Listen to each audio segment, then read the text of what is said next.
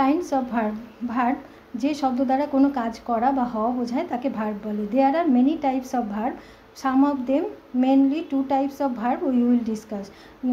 Verb অনেক প্রকারের হয়, তাদের মধ্যে প্রধানত 2 ধরনের ক্রিয়া নিয়ে আমরা আলোচনা করব, অ্যাকশন ভার্ব আর অক্সিলারি বা হেল্পিং ভার্ব।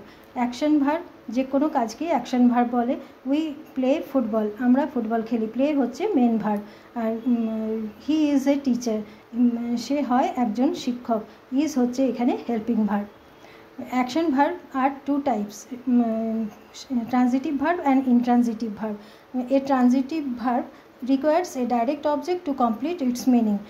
যেসব ক্রিয়ার কার্য সম্পন্ন করার জন্য এবং বাক্যের অর্থ পরিপূর্ণ করার জন্য অবজেক্ট বা কর্মের প্রয়োজন পড়ে তাকে ট্রানজিটিভ বা সকর্মক ক্রিয়া বলে। For example, I it an Apple, I হচ্ছে সাবজেক্ট, ইট হচ্ছে ভার্ব, অ্যাপেল হচ্ছে ডাইরেক্ট অবজেক্ট।